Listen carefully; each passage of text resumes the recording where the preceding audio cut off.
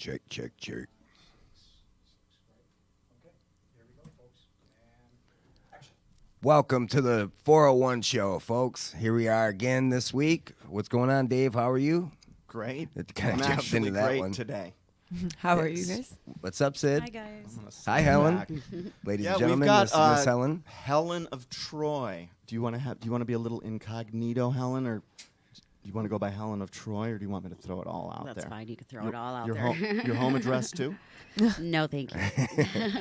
That's Helen unnecessary. Bertolis. Her home address is. No. And her private cell phone number. Helen, welcome. Thank Obviously, you. we've known you for a while. Helen's been doing some stuff behind the scenes, and she's going to be helping us now, still behind the scenes, Yep, but now promotions and on the front of the scenes. absolutely Both sides of the Awesome. pool party. teamwork. Yes. So, what? Everything else good with you guys? Yeah. Everything's good. All right.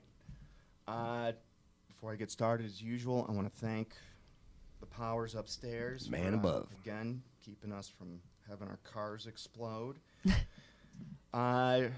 We have our first sponsor, Tony. Yay. Thrive. Do you want to tell us about Thrive for Yeah. 60 seconds and no longer? Absolutely. No, I'm just kidding. Yeah, Thrive is awesome. You guys can check me out at tonyschwartz.lavelle.com.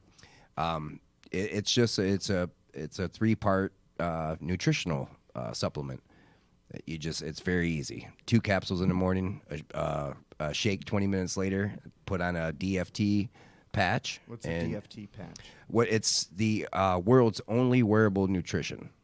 So the same way that you see people getting That's the patch I was wearing. That correct, yeah, and it's done. It's been a big benefit for me. I tested this product for what, about 2 a week weeks or two? Yeah, and I felt dynamite. it's amazing. It's good. It's good Yeah. stuff. Yeah, I'm it's- actually going to become a subscriber. I think you should. Yeah, I think it's a great into opportunity. The raising private equity conversation we were having. Sure. Yeah, I mean that's how it works. Is Okay, your networking. 60 seconds are up. So finally, Absolutely. the address is TonySchwartz.lavelle.com. And LE-VEL.com. You can check me out there. Yeah, or hit me up on my Facebook at Tony Schwartz or at the 401 show. Just gotta send me a find message. we got to find a really good domain name. Oh yeah, Maybe Charles can help you with that. He's I'm good sure he at that. can. Yeah, Right? Goody? Greek? Goody? Yes. Yes. for sure. All right. We're going to start to put some closure on NASA today. And that is really going to be the part of NASA where we're asking the question, what's in our skies and what impact does NASA have on what we think is in our skies? Because, does NASA have a lot of impact on I you would people? Has assume, it had a lot yeah. of impact on our lives? Yes. Yeah, Pretty I would say so. I mean, incredible. it's everything we focus on. All right. So hold that thought. We sometimes put a quote up to get the show started. Yeah. Sometimes it's a quote from a scientist or a philosopher. Sometimes it's a biblical quote. And I don't think it's ironic, but I wanted to put these 2 quotes out. Not for just for us here, but this is also for anyone listening. Because I had a great conversation with, I'm not going to mention his name, but we made a marketing piece out of it. And this is a buddy of mine that was essentially eye-rolling the things we're talking about the same way I used to eye-roll them. And the conversation I had with him, dear friend from Chicago, but the conversation I had with him, I don't know what night that was when I sent this out, but he was basically like, holy cow, this is really starting to make sense. And he's starting to talk about things like God and Jesus and the Bible because he's looking for answers in this world. And that sort of happened apart from, I did not have, this was like sort of out of the blue from the last time we spoke. And it reminded me a lot because he's going through a hard time right now where the people around him are not receiving this shift very well. Okay? His change, you mean? Yes. Yeah. Now, this is why I think you need to understand this is why I personally believe this is the front line of the spiritual war that is going on in the spiritual world that I know at least the 4 of us here, all agree exists. Mm-hmm. Because if I tell my friends that I started following Buddha or Gandhi, what do you think the reaction's going to be? Well, I think most people Is be like, anyone oh, going to okay. get angry with me? I don't think so. Think about that. Buddha or Gandhi, I don't think people are going to be angry with you. Why would they be angry? That's my point. Yet, let's go back 2,000 years and look at a prediction, 2 of them, in fact, that were made by this nondescript carpenter named Jesus from this place called Nazareth. So the dude's about to die, okay? I'm going to read the quote and then read the passage that's in the book. So this is from Matthew 10:22, which says, "You will be hated by everyone because of me, but the one who stands firm to the end will be saved." And then the backstory goes on to read, 2,000 years ago, a certain man predicted that if you followed him, you'd be hated. How could a man know he'd be so famous and so polarizing that his followers would be hated? No other religious figure has this characteristic, nor did any of them make such a strange claim, nor are any of their tombs empty. It was an uncomfortable truth for a while. This is the personal part for me. No matter your position on the true identity of Jesus Christ, it's pretty impressive to see these words written 2,000 years ago that are provably true, at least in my personal opinion. And one other passage I want to do, because the Bible is very formulaic. They don't say something once. They repeat it. You can find it. This is why it's a flawless messaging system, because you can remove an entire book and the entire message still will get through. John 15:18-19 says this. So this was written, these were words spoken by Jesus Christ. It went into print around 85 AD. And again, think of what is being assumed in this conversation. Because he's saying this right now to, I don't know where he said this, but I'm going to guess this was his inner circle. He said this: if the world hates you, now when they say the world, he's talking about the world and the people of the world system. If the world hates you, know that it has hated me before it hated you. If you were of the world would love you as its own. But because you are not of the world, but I chose you out of the world, therefore the world hates you. And here's the backstory. He, meaning Jesus, he didn't say many people would probably remember me. His statement implies that he knew he'd be world famous after his death. He repeated this several times. And I have observed this personally and on the news and vouch that it's a truthful statement. It's a pretty bizarre prediction for a nondescript carpenter who was executed by the Romans along with hundreds of thousands of others across their empire. What's even more bizarre is that he was right. This is one of thousands of predictions that, at least this is why your relationship with God, it's personal, I believe. But like I said, I don't think there's any more information I'm going to find that is going to turn me off of this road, because I now understand your soul's at play.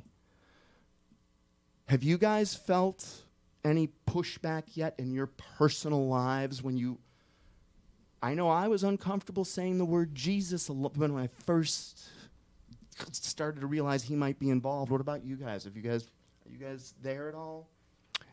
Or still not even ready to talk about it? I talk about it all the time, man. I can't say that I have had that, where it's really the persecution. I know that it does happen, and it's a constant thing for Christians around the world. But in my own personal life, no, I've always I'm sure there's people that would question it, with my history. You know what I mean, of coming from a fallen man, essentially. But I would say that would probably be more the thing. Well, I guess what I'm saying is if somebody believes in me or not, or believes that that's what I believe. But I'm the type of guy that I don't care who talks about me. You know what I mean? If it's good or bad, at least you're talking about me. You know what I mean? If you're spending your time on me, I'm fine with that. You know what I mean? I can play in your head. I can own that real estate. I'm cool with it. Well, I believe you. Any thoughts or comments from you guys? I don't know. I can feel like like how I was bringing up on the last episode, like the closer you get to realizations or something, there is like a push and a pull thing, you know, where it gets harder. Like things, it's just like a test. Like I call it like the crossroads in life. Like life will give you like a choice to like go back to your old ways or, you know, Yeah. like continue along the path. You know, it's not always easy to keep going, but it gives you that choice, and that's what free will is, you know. We're going to get back to that one. Good point. Helen, anything you want to say about this? Or I've experienced the push and pull also with spiritually, with the spiritual warfare. I would say yes, I have experienced the push and pull lately. I'm not going to go into details, but personally, yes, I do believe. and we will I look, have. and that's why. And the unbelievable thing is, there's so many crazy things that are addressed in this book that, because the world used to love me, like I liked the world too, and I tried to navigate and negotiate. It still even happens now. Trying to live life with one foot in the world and one foot out. It is, I think the Bible's going to end up proving itself true again, that it's impossible. You will at some point have to make a choice. You're either completely, essentially God's, and if you're not God's, then you are the world's, because the world right now is, who's the God of the world right now? Lucifer. It's Lucifer. It's Satan. It's so weird, though. You know, that's a tough thing to come to terms with too, because there's so much beauty in the earth, and I think you still, the free will allows you to create your own world in a way. You know, if you push them away. Right now, put it like this: there is beauty in the earth, and there is goodness on earth, and there is also evil on earth. You can see both spirits at work. Yeah.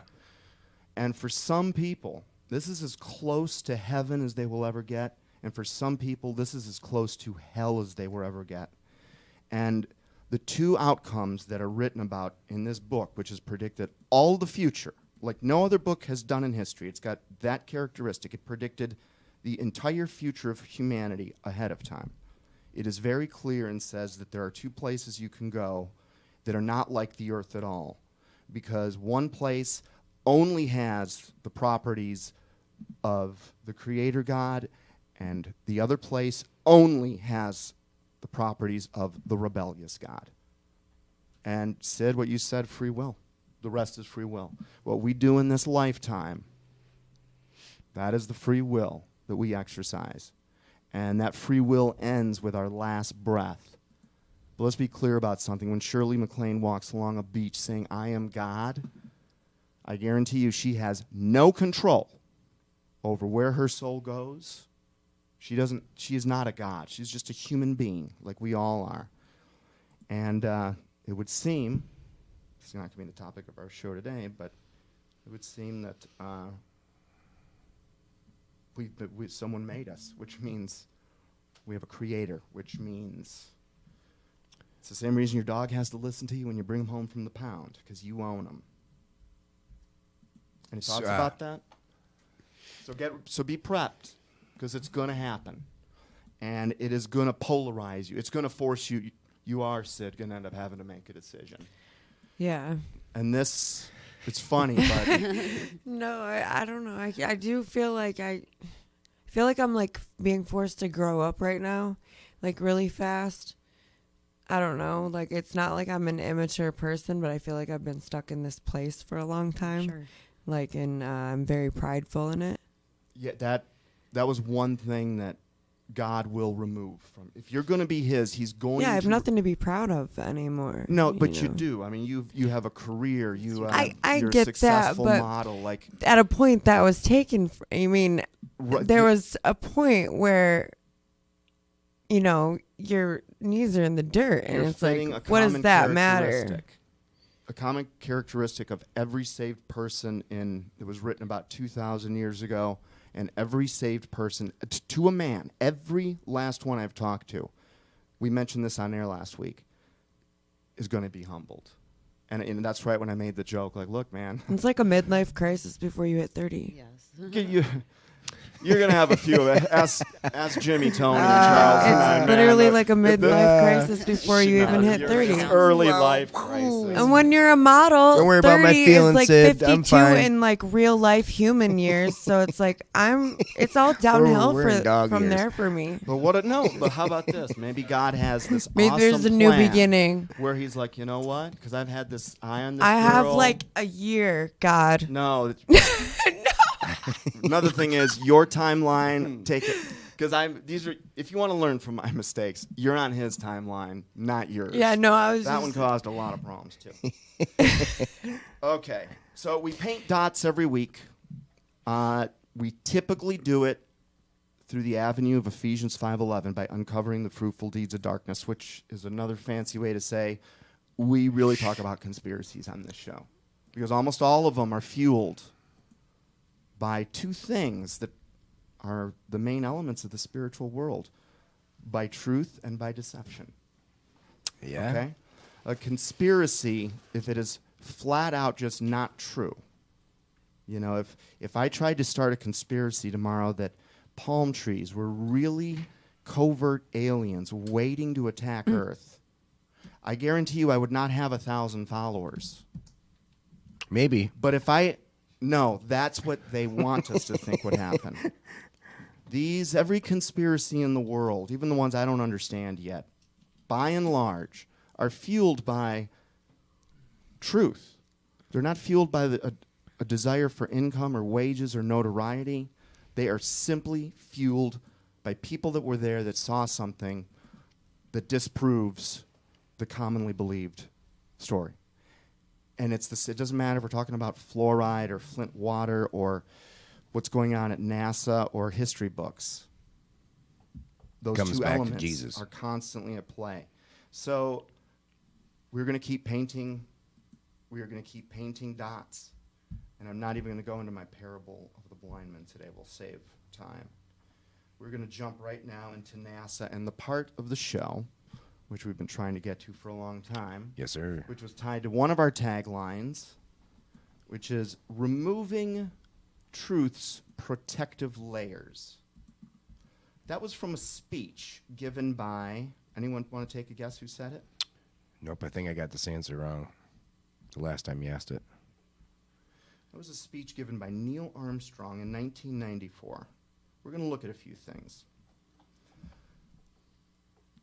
Before we get to his 1994 speech, let's take a look at what he looked like in 1969.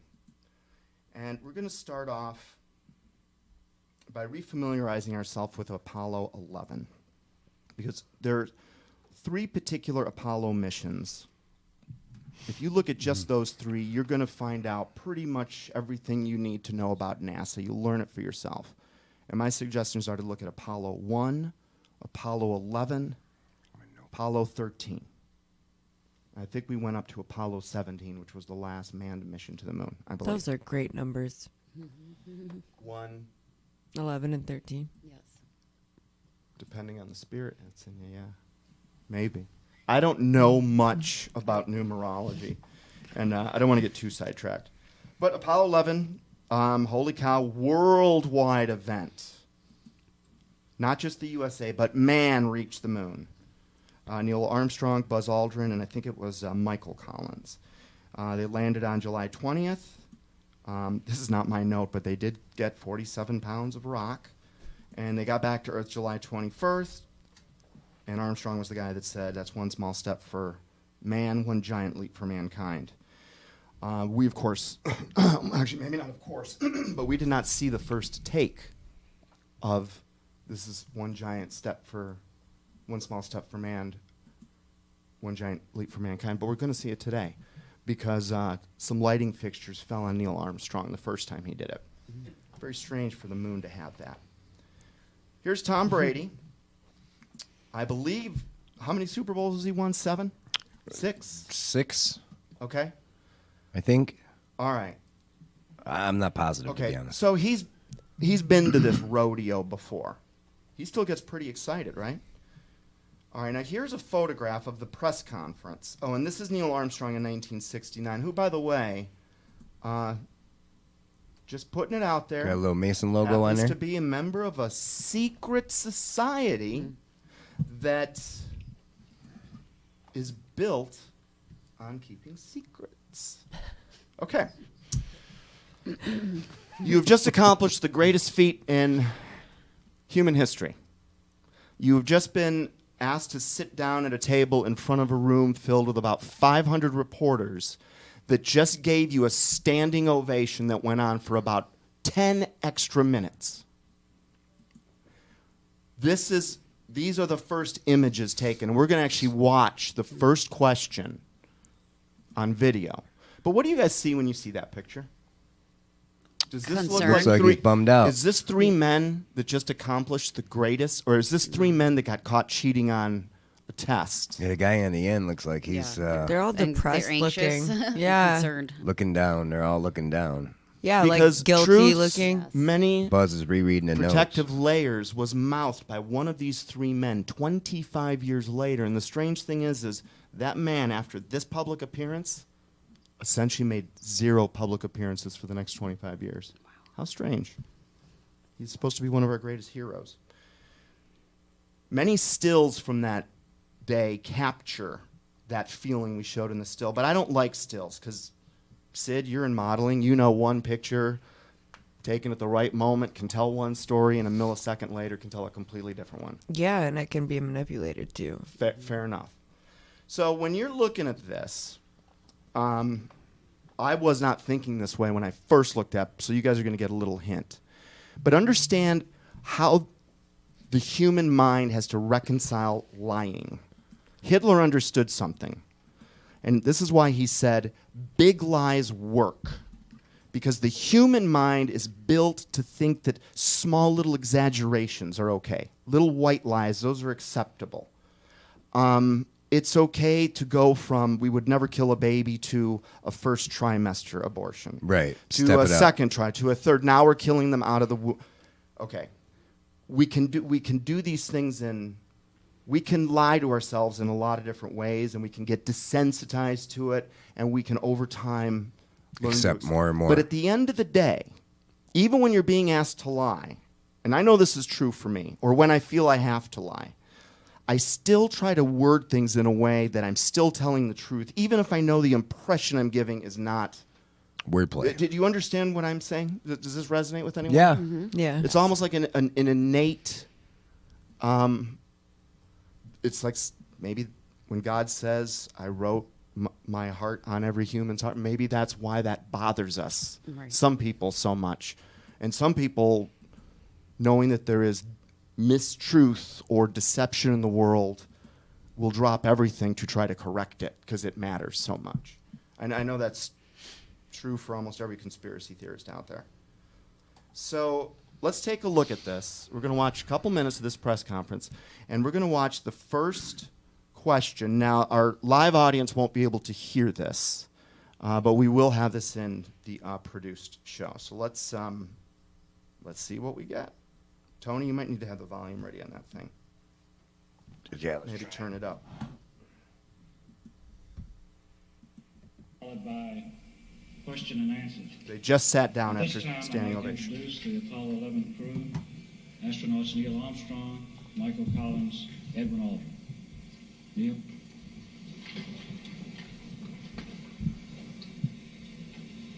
It was our pleasure to have participated in one great adventure. It's an adventure that took place not just in the month of July. Now he's saying adventure. He's not saying going to the moon. Just pick up little clues. But rather What's that? one that took place Oh, it in does? the last Wonderful, decade. Jim. We all here and the people listening in today had the opportunity to share that adventure over its developing and unfolding in the past months and years. It's our privilege today to share with you some of the details of that final month of July. That was certainly the highlight for the three of us of that decade. Okay. Of You get the that decade. picture? What are your impressions when you... What are your impressions? He's very, in my opinion, he's very. He knows exactly what he's trying to say. He's choosing his words He's wisely. scripted, and he's like very careful in his wording. He's very slow. I feel like he's like really like not trying to slip up. Like Legal. he's reading a script. Like, yeah, and he doesn't want to say the wrong thing. That's what he seems like. I think he's trying to find a way to say the truth. I think he's trying to serve two masters. He's trying to He's find- obviously, it seems, getting pressure to remain inside of a lane, and he's trying to do that, but it's hard to tell. These are all assumptions. This does not prove the moon landing was a hoax, okay? There are enough guys that look at the scientists.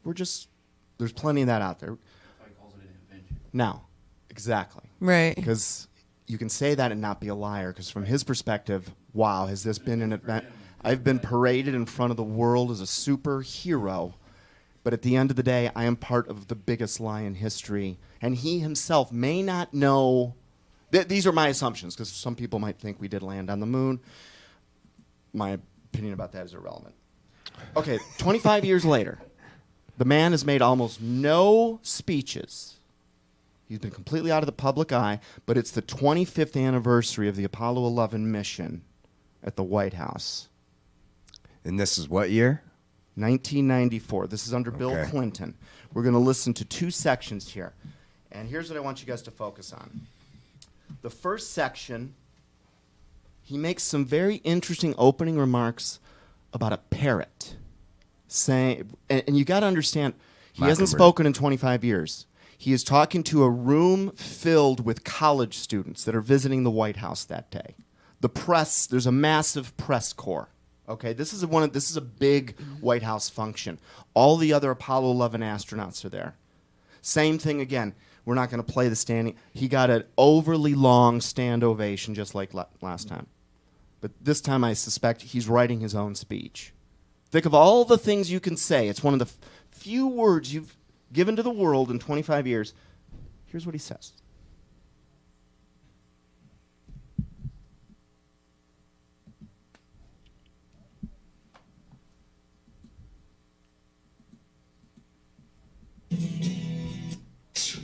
Here in the only, ladies and gentlemen,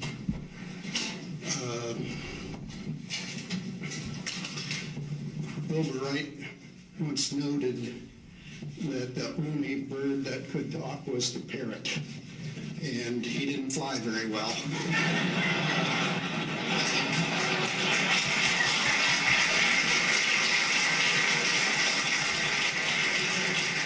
So I'll be brief. It's almost like he just looked back at someone that cares about what he's saying. But who knows? But what I consider, the human sheep, which is what we all were at some point or are, I just don't think that they viewed that as a very superficial joke. But I think that anyone that's involved in art, Mockingbird. everyone that's involved in art puts messages into their art that is very deep. Words for writers are chosen very carefully. Colors for painters are chosen very carefully. Jimmy knows about setting up shots in a film. They all have different implications. These are not, in my opinion, casual words. And I think the next part we want to go to is at 420.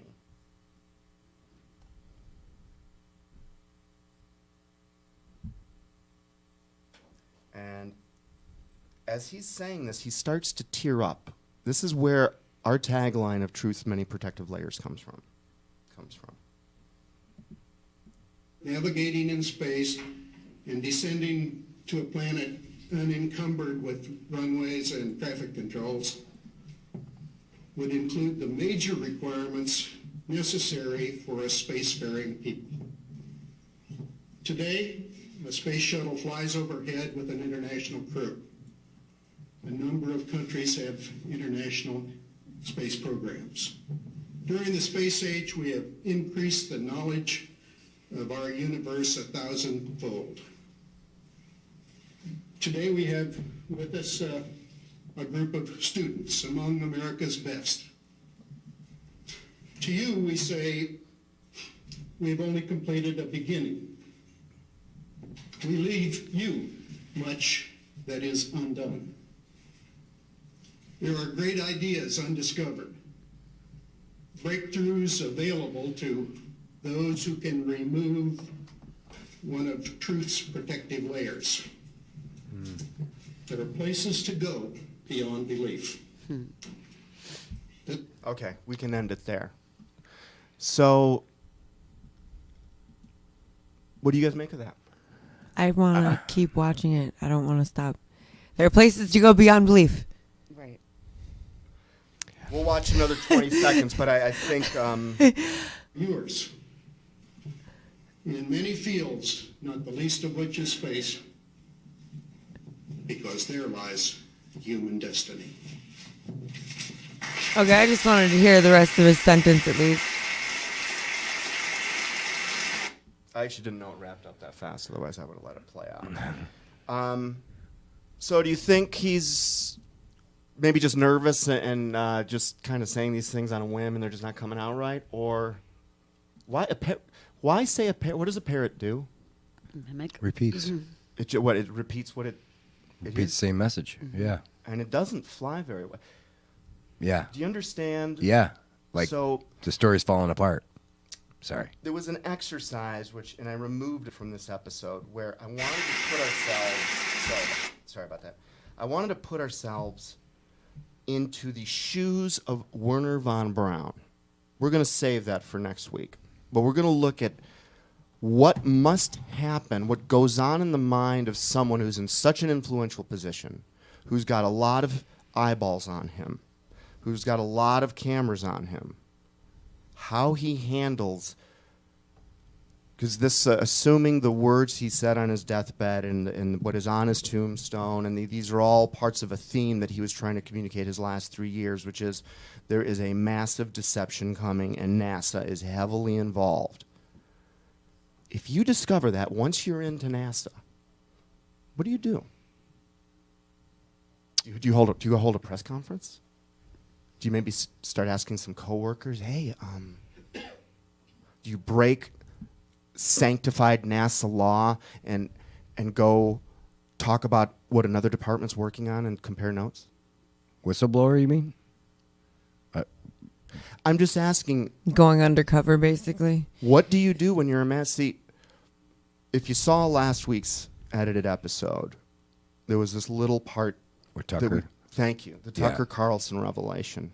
Because obviously in 2006, when Tucker Carlson was just, again, he was doing his job. He was being the parrot that Neil Armstrong is referencing here. Mm-hmm.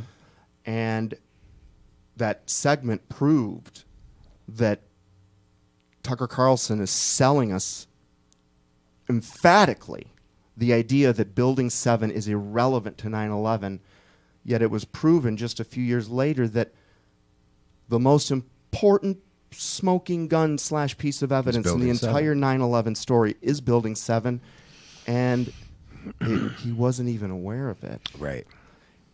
So sometimes you think, oh, these guys that are on TV, that are at NASA, they're in the middle. I have a friend who works at NASA who has no idea about this stuff. Yeah. I have my best buddies. They're in innocent FBI. bystanders. They're I think They're it's very They're common. deceived pawns as well. in the game And- of chess, yeah. and they're And just the doing their president- job. the They're just presidents, following orders. They're even deceived. Sure. I agree with all of that, Dave. I think And- that nobody knows what's really going on in Even if certain I were a projects. president, what would you do? I might give a speech saying that It's bullshit. secrets are terrible. Secret societies are bad. Oaths to secret societies are bad. We are facing a monolithic conspiracy that's threatening the world. Some people that don't want the truth out will tell you, oh, he was referencing communism. But unless you want to wear a dunce cap. He is not, because he references communism in another part of that speech. He is talking about who we talk about. They've had many names throughout history. We call them the Illuminati. Jesus called them the synagogue of Satan. In Kennedy's day, they were known as the establishment. These are the elites. These are the pedophiles of this world. This is who we're hoping Q brings down. But at the end of the day, understand something. Right now, this still is Satan's world. He is in charge of it. And believe me, he has complete control over the media. If not for a million little shows like what we do, No one we would are in know an it. Orwellian nightmare. Yep. Yeah. And it's getting tougher and And tougher. you can see, It's coming. you're starting to recognize, you recognize a spiritual war. You see it yet.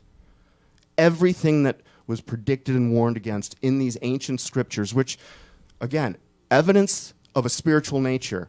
Why the hell people will avoid reading that book? They'll go out of their way. I did it.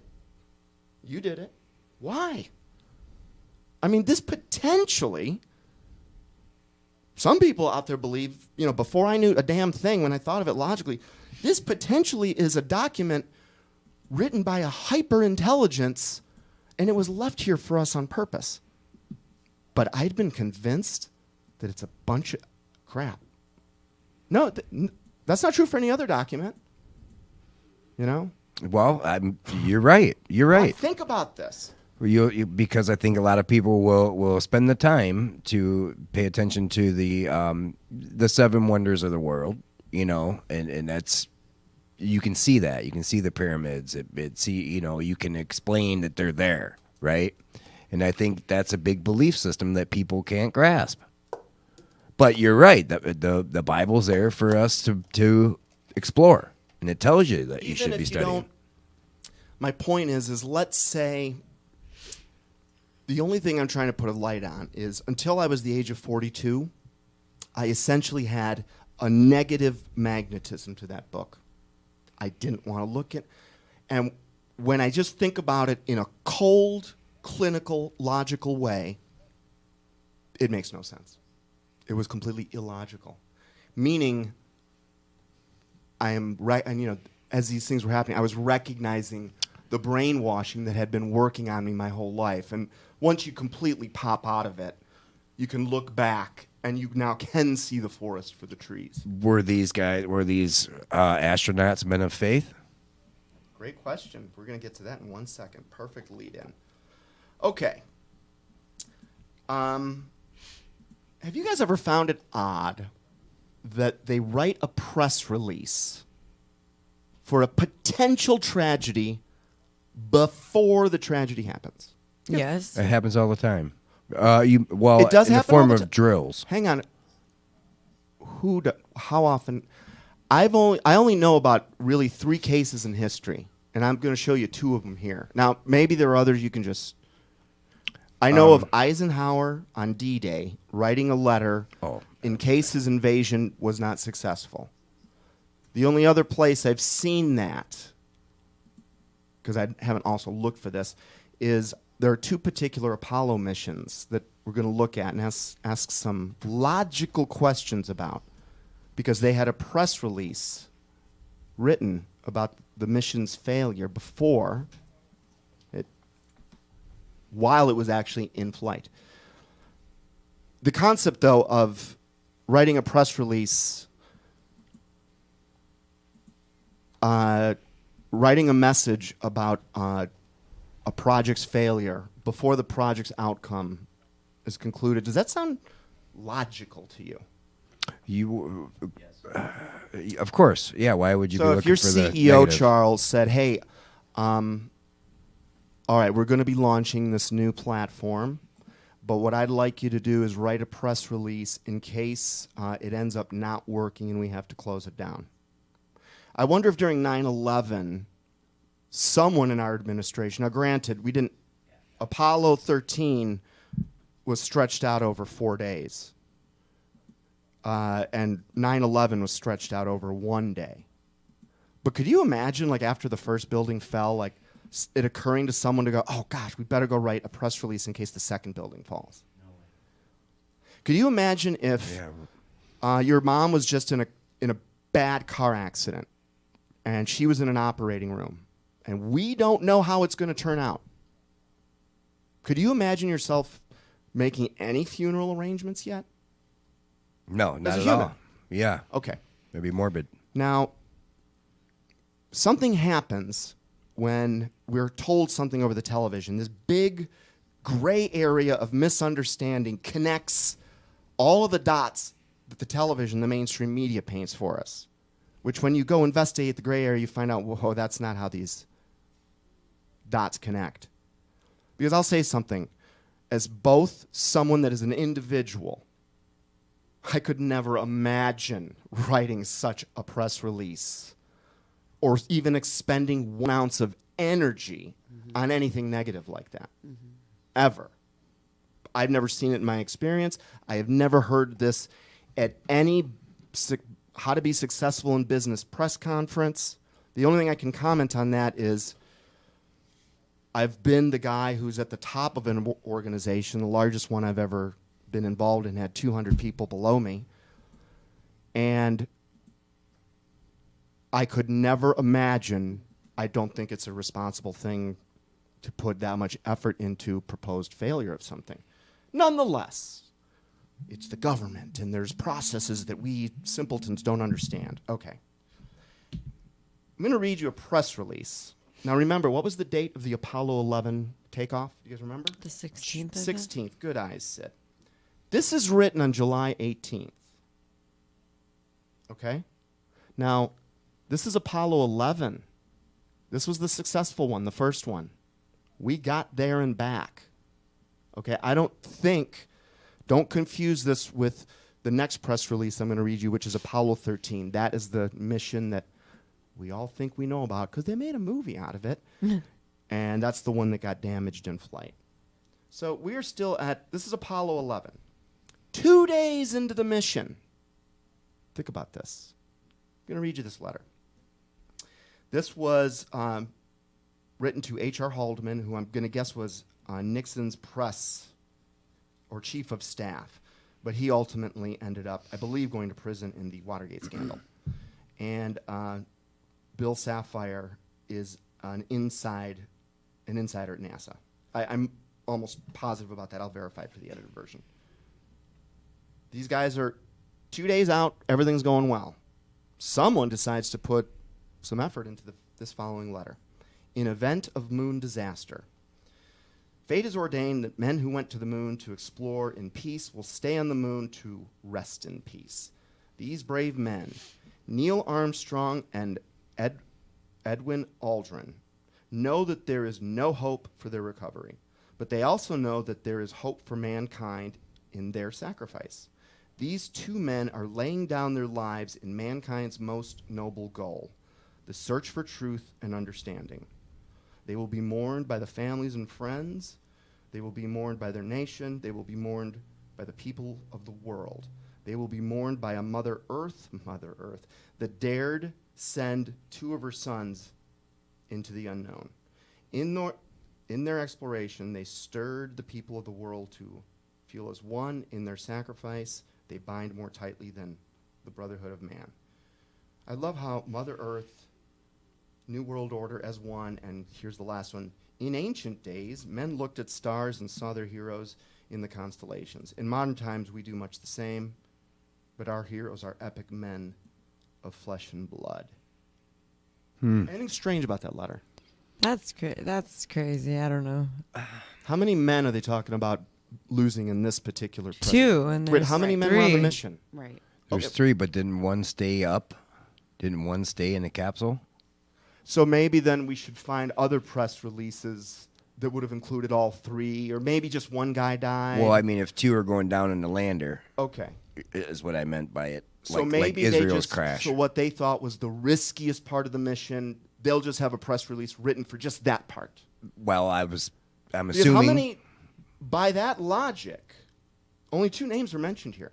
Right. Aldrin and Armstrong. Where's Michael Collins' name? Okay. Well, I yeah. guess they I mean, were you could certain that lose the them all, obviously. So what I'm saying is, if we follow logic, there should be really probably, if you're going to put effort into this and do the job properly, like people should do at NASA, there should be then a press release that addresses just Neil Armstrong. There's one Sure. just for Buzz Aldrin. Yes. There's one just for Michael Collins. Then you need, looks like they're getting into combos, because this combo has Neil Armstrong and Aldrin. So we'll need one that has Armstrong and Collins. Then we'll need one that has Aldrin and Collins. If you're gonna Do do you them all, underst- yeah, I'm with you. Yep. Okay. If you're gonna do them all at the same time, if you're gonna write these just No. in case, so you have it worded correctly for the public. And you're doing this 2 days after the missions. Really? Yeah. Okay. How about this? Here's my theory, and I know we don't like hearing theories, but maybe these 3 guys knew what they were getting involved in. And They got were a maybe warning. threatening to talk about it and to let them know how serious their situation was. Because Michael Collins maybe is in. It's just a theory. He didn't look like he was in. His ass looked just as nervous Well, as they did. He might have. He might be in, i.e., with his soul. He may have pledged. Look, I do not agree with this, but no, I'm not going to have you kill my family. And if you saw the edited episode from last week, you know that they will kill your family and then make it look like you did it and then shoot you twice in the back of the head. It's like sending a message to people like us that know you can't get shot twice in the back of your head, like, we'll kill you. And to the sleeping masses, it just looks like, oh, some crazy guy somehow figured out how to shoot himself twice in the head. What a crazy world. Yeah, I don't even know if it goes that far. So what I'm wondering is, and when I go back and look at this picture, that's Michael Collins, Neil Armstrong, Yeah, look at how Collins got his hands. Buzz He's- Aldrin. Maybe while these guys are literally in some safe house for 4 days while the mission's supposed to be going on, or maybe one of them's threatening not to do the filmed rehearsal, because I'm going to show you some images of that. These guys are. You want to know if we're serious? Here's the letter we just sent to the White House. Mm-hmm. If you do not go along with this letter goes out tomorrow, and you never will. Now, see, the guy I see in this press conference up here, that to me is a guy that is in a moral quandary. They're both looking at their notes, and it almost seems like they're trying to kick, as you said earlier, Helen, the script. Yes. They're staying on target of what they're to say and what they're not to say, like a legalese. So the only press release I could find on Apollo 11 was that one that seemed to focus on the lunar lander separation and the extra risk, I guess, in actually landing on the moon, and they didn't address the other parts. All right, now let's go to Apollo 13. All right? This mission goes haywire, like first day in, I think. We've all seen the movie. Just Tom Hanks and Gary Sinise, right? In the Yes. movie, yeah. Okay.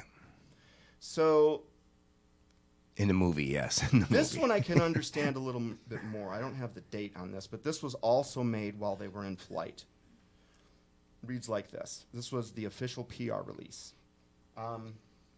If the astronauts unable to get back safely. And it reads, on behalf of the people of the United States, I wish to thank you for your kind message of sympathy concerning the death of the Apollo 13 astronauts.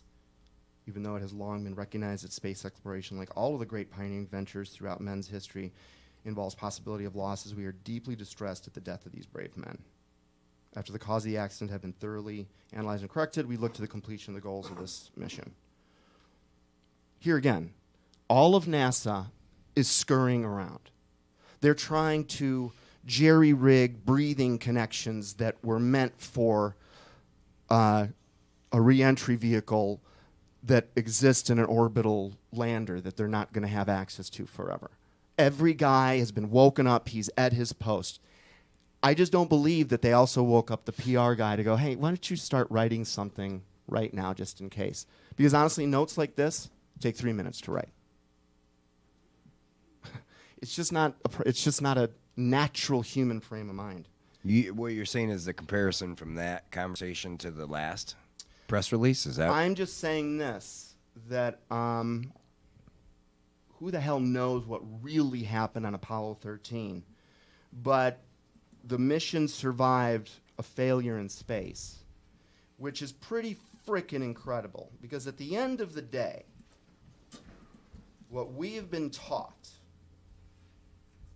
is this.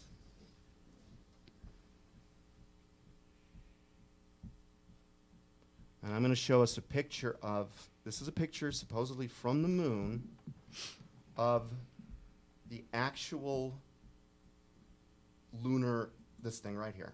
Okay? Mm-hmm. Here's what I just had to write about this one. Along with a calculator and a pencil, this foil ship won the space race by traveling 500,000 miles without even hitting a speck of dust, which Yep. at their speeds, about 20-some thousand miles an hour, would have utterly disintegrated the ship. Look at that piece of cardboard and foil. Okay? That won the space race, really? Come on. So it's interesting, but I don't have a position on whether we've been to the moon or not. I haven't studied it enough. I've literally only put 200 hours in it. I'm not trying to sound facetious. There's a lot to cover. But it's hard to do. Well, I have watched a video that does point out all the anomalies. That there's no big crater under it. If you were landing, there should be like a cone under We're the. going to get to just a few of those that, again, dude, when you start to wake up, it's probably because you're asking questions. I mean, how did you start to wake up, Sid? Asking a lot of questions, very young. Why do you think you cared and other people, you can tell them about Flint water, for instance, and they just shrug their shoulders and move on? Why do you think you care? I think I'm meant to care. I think there's something I'm supposed to do about it. I think there's a reason it makes me uncomfortable, and other people are able to live day to day, and it doesn't bother them. See, for me, that's like evidence. There's something written on your heart that you saw as so unjust or so untrue or whatever that you had to do something about it. Yeah, it changed my life. The day I came to the conclusion, or I researched it enough to be like, oh my God, this is just mind blowing. Yeah. Look, and I understand that because it happened to me. So if you guys saw that last episode, you got an idea of what my life was like before. And I guarantee you, when I was in the world, that was a lot easier. That is easier. Frankly, it's a lot easier to Look the be other way. Ignorance is successful bliss. in the They world. say that. Because it's not. But when you got to realize if you are gonna get hooked up with God, you are just a pilgrim moving on through. You're not home. This is as close. No one right now is home. We're all going to one or two places. Do we need to take a break? What time we got? How are we doing on time? You got about it. 15 minutes? Just power through? Or do you guys want to take a break? Is he set up to take a break? Want to keep going, Jimmy? Do you want to take a break, or are we going to keep going? Okay. Yeah. Yep. Going back to 1947. No, we'll address that later. Okay, now let's go to Apollo. We've talked a little bit Apollo 11, the successful moon landing. But there were 10 missions before Apollo 11, obviously. We talked about Apollo 13. So you guys remember Apollo 1? A lot of these I'm not very familiar with. It's something that I really like to get back and research to see, what they say is technology and look for myself now. I do realize that all this happened, but a lot of this happened before I was born. So that these things happen through school, right? But unless you really, Yeah, it's do like the teaching research. my kid about 9/11. I'm like, wow, it's so weird. You weren't even there. It was like such a vibrant day. Correct. What about you guys? Any impressions you have when I say Apollo 1? Anything in... No. I mean, it says 67. That was like around the time my mom was born. So, I mean, that's the only reason I know that period of time. And so she hasn't ever mentioned anything. She's not knowledgeable in any of this stuff. So that's probably the only reason I would know anything about it. And so I don't know. Okay. I think most people, you hear about, like, say now, you hear about these new launches that are taking up satellites or whatever. You hear you see the quick blurb on TV and you move along. Right. So I didn't know much about Apollo 1 either, but I found a few interesting things. Not this week, but this was before. Mm-hmm. So the man on the left here is an astronaut by the name of Gus Grissom. Ever heard of I've him? heard that name. No. Famous astronaut. He would have been, if you've ever seen the movie The Right Stuff, which was the story of the early days of NASA and the test pilots that became astronauts. He is one of the main characters. Okay. I don't know who plays him, but so this is a very famous astronaut. And remember what we said earlier in the show about you're in the public's eye and you discover something that changes you. Everyone at NASA and Apollo, and everyone, the word on the street from the White House to every major mainstream media outlet is saying, we're on, we're going to the moon, we're going to make it, we're going to beat the Russians, we're doing it this decade. And Gus Grissom is out there going, guys, we have no chance of making it to the moon. I mean, this is a farce. We haven't even... And things that NASA was saying, he's coming out and contradicting it, saying what they said there is wrong, what they said here is wrong. Oh, they offed him. Now, they don't... What I've learned by studying this enemy, they don't do it at night in your sleep. They're going to do it in front of the world. They're going to shoot you when your limo's windows are down.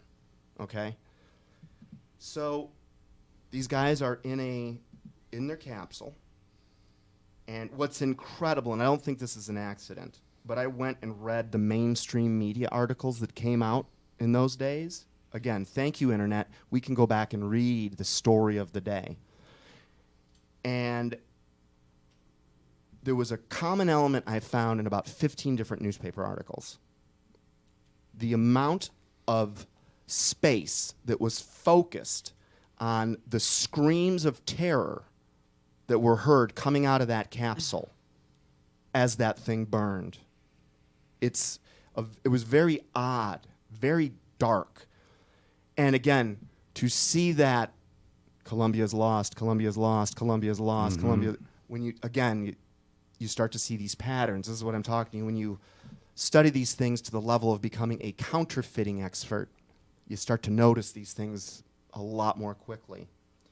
So what I suspect happened, just my theory, if NASA really is this evil organization, and that really is supposed to represent a serpent's tongue cutting through the logo, and NASA really means deception in Hebrew, and if it really does look like they're deceiving us on some levels, whether that's the ISS or all these moon landings, you're now starting to sound like something that has all the characteristics of where evil comes from.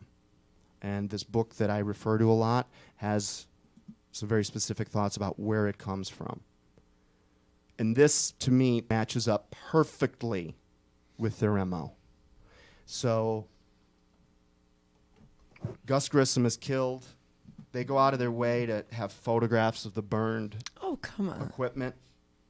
Were they religious?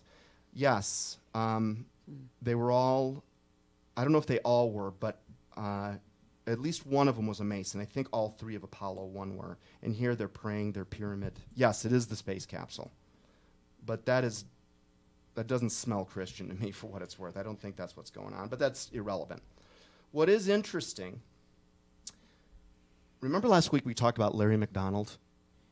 Yes. If you guys Plane saw crash. the edited episode, did you guys see the part we included about how right off the bat, Larry McDonald's wife was saying, this was a conspiracy, my husband was murdered? Yeah. Okay? Then you have the KGB guys going, this wasn't about a military thing. This was the Russian Illuminati killing an airplane. You know, he even thought it was to get that guy. Because if I'm Werner von Braun, or if I'm Neil Armstrong, or if I'm Gus Grissom, who might I go to? My son? My wife? Who could I go to with such astonishing information? Truth. You're Yeah. going to go to your boss? No, you will be the people closest Yeah, to you if okay. you're going to reveal.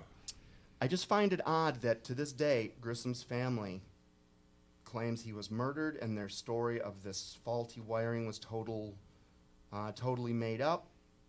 And it was the same way the 9/11 families spoke out. They're like, in our mainstream news, we'll say this is offensive to 9/11 families.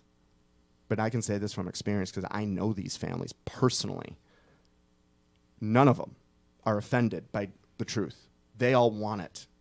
They do agree on one thing. They're not getting it from the little television that's in all of our rooms. All right, any thoughts on the stuff? Is that Man, it's pretty in depth. I mean, it's a lot of research to catch these points, Dave. Because I don't think, as say the average viewer, that you catch these things, But now, when you start seeing how there's keywords in media, like what we've watched over the past few years with politics, you hear in news reports where they repeat the same thing. Right, and I don't know if anyone's seen that Facebook video where it shows all the people, all the newscasters, same thing, same thing. you can actually sync up 100 local stations, and they word for word across the whole nation. It's teleprompter. We and have a propaganda system. Correct. The only real journalism left in this world are people that are in our genre. We're not really on current events. We review history more than anything, but Right, but when you go back and look at history and what's been revealed to us presently, that's where you can see it. You right? can apply it to today. You're like, whoa, that didn't make any sense. You might have fallen for that in the 60s, but you don't fall for that in the 2000s. You know what I mean? Right. You don't, or whatever, 2019. You don't fall for those things anymore. What decade are we on anyway? I'm still used to going, dude, the 20th century. Well, That's and ancient time. to be honest with you, I was never a great student. High school or middle school where you're learning these things. I know think, it's force fed, but if you're not paying any attention, you're just trying to get that sweet D+. You know what I'm starting to figure out? Is God, I think, is at work in your life even back then? Because honestly, what did being a great student get you? Yeah, nothing. It got you into a good college, and then what does that get you? Debt. Well, it ends up. Here's what you do: is if you get too much of an education, you will never find God. I'm sorry, dude. You will be so far indoctrinated and so full of the initials after your name, you won't even look. Trust me, because I was there forever. So he might make some of us F-ups when we're younger on purpose, knowing that. I wasn't looking at you. I believe that. Not that part. But, All right, let's look at some other strange things. Sure. Remember all this talk of rocks? I mean, we keep talking about all the way back to the Quran. Moons and the moon rocks. Very, very important thing. The fifth element rocks. They keep talking about the rocks in every newspaper article. And, well, it was very important because what did the astronauts do with these rocks? What do you think the American diplomats did with these rocks? Set them on fire. No, they gave them to vote? people. Yeah, gave them away. They gave them away to different ambassadors or from around the world. Okay. I would think. So what's happening now is you got people Souvenirs. that We sold them. that are growing up in the age of information who don't believe NASA really went to the moon, and they're now starting to occupy positions in the diplomatic offices of many other nations. So they've been checking out these rocks. wood. Huh. So far, every one of them Is it fake? has been petrified wood. And it's I'm just surprised that petrified wood could somehow get on the moon. What a dumb mistake someone made to choose a prop that wasn't even actually completely a stone. In a lot of ways, they don't see, when you lie big, you don't have to try very hard, because everyone assumes, oh, he might exaggerate. Okay, if he said he makes $100,000 a year, he probably makes $80,000 a year. We exaggerate things like that. You understand? Right. That's natural. But big lies. Oh, I got drafted by the Cowboys. That is more. Never mind. I'll tell you about my bar escapades later. Oh my goodness. Okay. So you noted I spent a lot of time in the last month or so getting really, really refamiliarized with NASA. One thing that makes it very hard to study about Apollo 11, humanity's first successful mission visiting another world.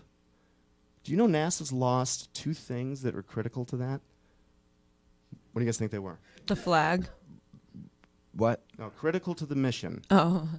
That they've lost something that's critical to the mission. So one is we've lost all the data. I'm going to show you. Oh a yes, video that's of right. that. Yep, I know. But I've you guys seen know this. that all the video of that mission is lost. Yeah, re-recorded. Come right? Started on. over. Yeah, they ran out of tapes, right? And they didn't, so they recorded over them. I'm was part sorry, of the but you know, conversation. that's like someone taking the U.S. Constitution, We're all out of paper. 10 years in, Yeah, right.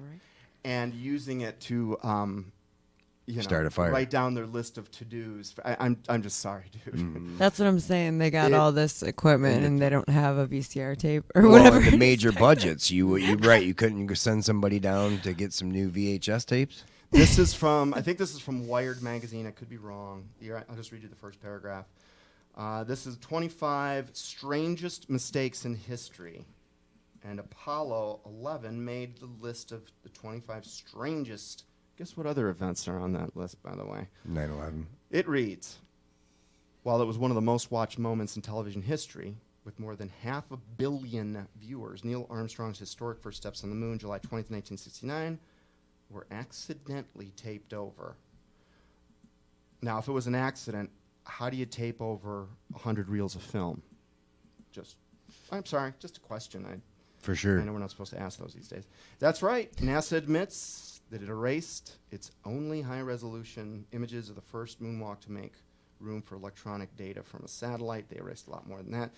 Officials from the agency have concluded the data could have produced high-resolution images. So basically, they're saying the dog ate my homework. And then we've got some other articles and quotes from officials at NASA and outside of NASA basically saying this is utterly ridiculous. Okay. So an incredible story.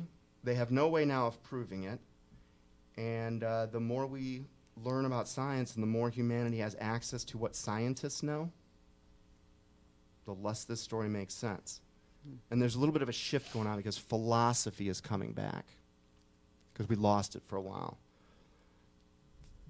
Logos. Philosophers were very important, literally up until about the 1900s,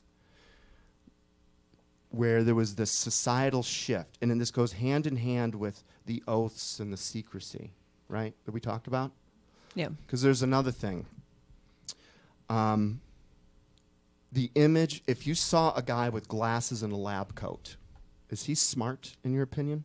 Like Typically, it's yes. your mainstream media initial guttural impression, is that what a smart guy looks like? Yeah. Okay.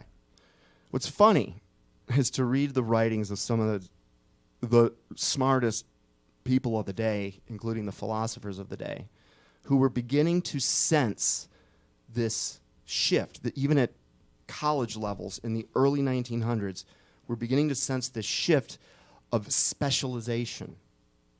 And it's just interesting to see like the president of Princeton writing a letter to the president of Harvard in 1912 going, what is the rush to have these kids pick their craft in their first... They should learn a little of everything. Why this rush to specialization? And these two guys were agreeing with each other. But what and they're the presidents of, they're seeing this rush today. And who do we view as the smartest guys? Oh, well, that's Mark Zuckerberg, who has zero EQ.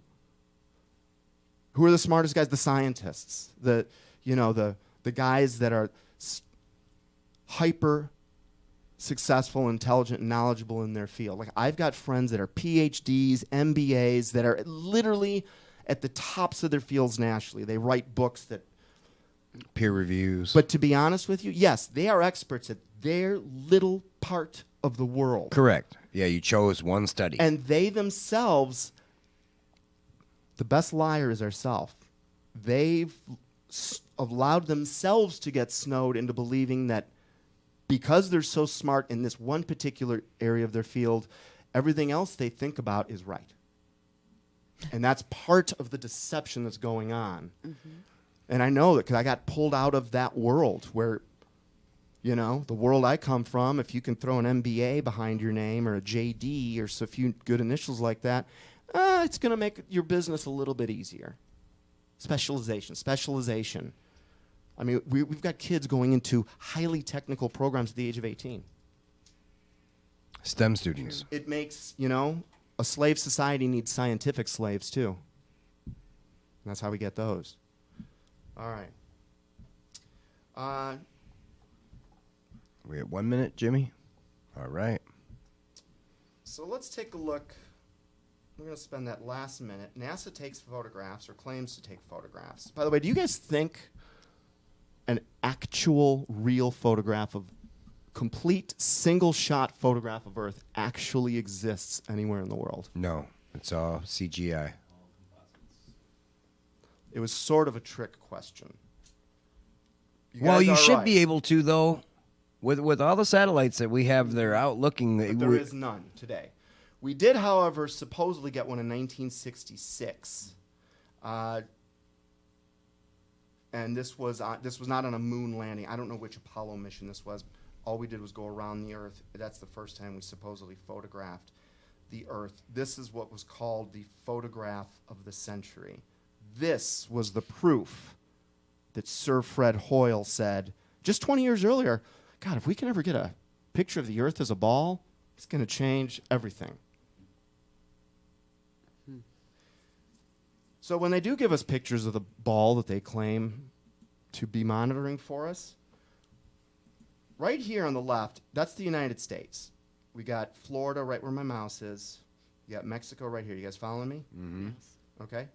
Now, 3 years later, look how much the Earth shrank. Can you guys at least see that these pictures cannot one of them can't be accurate?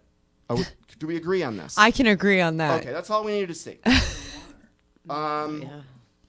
Looks like they might have done the change between 2012 and 2013. Right? You guys see it there? United States. United States. Right there, guys, is a reason. See, when someone gives me a reason not to trust them, There you go. I just about stop trusting them. Yeah, photos. These are all photographs from NASA.